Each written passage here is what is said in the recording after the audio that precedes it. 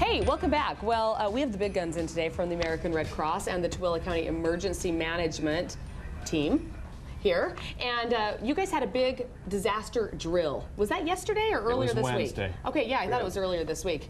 Tell us how it went.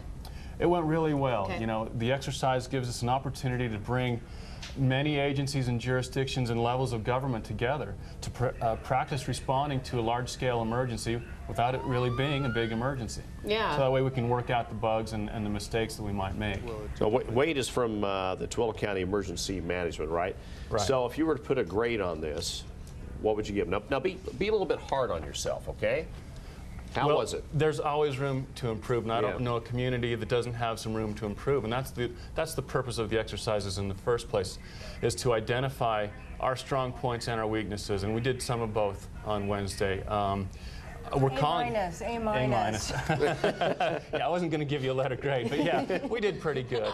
Overall, we did pretty good. But we always identify things that we need to work on. I think this was a chemical kind of disaster, right? And an earthquake. And an earthquake together? First we were hit with the chemical incident, and then right in the middle of that we were hit with an earthquake. Wow. Okay, so from the American Red Cross's standpoint, how did things go? And you guys had a lot of people volunteer for this, right? Yes, we did. We had a statewide response. We had people from Northern Utah, Mountain Valley chapter based out of Provo, and our chapter.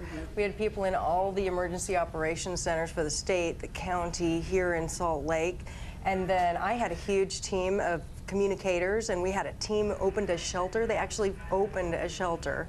And it was awesome. It was such a good experience for everyone. We had old volunteers and newbie volunteers so they could shadow and learn, and they set up that shelter so fast and so well. It was great. And my team, I had new people and more experienced people on my communications team, and my team knocked my socks off. Oh, that's good to hear. And for me, I'm really experienced at doing things like getting information out. Right. But boy, getting hit with a chemical problem and an earthquake, and I mean, and then there was another thing that happened in Salt Lake involving a train accident and an evacuation, and it was so good for me to just be like running on my feet, and that's what's so good for all of these people, to go through it in your mind, and then also when you do really well, it gives you confidence, like, wow, we really have it together, we could really handle this.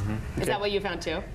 Yeah, and we were given the opportunity to exercise our brand new Emergency Operations Center in Tooele County for the very first time. It was just finished construction this year. And so we brought our team of people together, and it worked really well. Yeah, it really did. It was great to be able to be in there for that first time, for that first exercise, and get it under our belts. So besides an earthquake, is a chemical type of disaster more prone in Tooele County than maybe other places? No, we have a lot of those types of industries in Tooele County, but the biggest risk for widespread disaster and damage in Tooele County is earthquake. Earthquake, just like the like rest any of us place around else, here. exactly. Yeah. All right, well, thank you very much. Glad it went well, and hopefully, which it sounds like we are and you are, prepared when disaster strikes, because we know it's probably just a matter of time, unfortunately, that it will. Yeah, and we should mention also, if you go to the American Red Cross website, there are a lot of resources that you've told us about in the past for getting prepared, making sure you're prepared, and what to do if an emergency actually hits. UtahRedCross.org. Okay, thanks a lot. Hey, thanks so much. Well, This is 2 News at Noon. Welcome to 2 News at Noon. Emergency crews are preparing for a disaster in Tooele. It is just a drill, but first responders want to be sure that they're ready for anything. We have Mike Hedrick out there in Tooele. What all are they getting ready for, Mike? Yeah, well, they believe there was a chemical explosion at the high school here in Tooele. Again, this is all fake. There's nothing real about this. Thing is, they don't know what that chemical is. So the first responders really have to make a decision. Do they call out all the troops, or do they take things slowly? I mean, very slowly, step by step. How you doing over here? Fake situations, real people, as federal, state, and local agencies converge on the city of Tooele, training for a disaster that in reality has not yet happened. What they've been dispatched for is an explosion with an unknown product here at the school. So they do know that it involves a chemical product. A chemical explosion at the high school, and first responders do not initially know what that chemical is. Local crews are first on scene, but it becomes evident they will need state and federal help, which means they will all have to work together. I know people with the state of Utah. I know people with states where we're also co-located across the country, FEMA regions. I think a lot of people might think, well, you know, they're government, so they naturally talk No, we don't. It is believed the chemical is diazinon, so the exposed victims are taken through a decontamination tent before then being rushed into the hospital. The hope here is to work out any kinks before any of these folks are forced to deal with the real thing. You're going to invent things that add to the confusion, that hopefully make the first responders practice what they've learned and respond accordingly. Now, there's been a number of times in the past where we have gone on training scenarios very similar to this. It's interesting how different this one is. You can kind of see some of the events happening behind us. There really aren't a whole lot of events. You see the trucks there, not a whole lot of people. They started up the truck, that's it. And let me show you over here real quick, Ron and Mary. You can see this tent right here.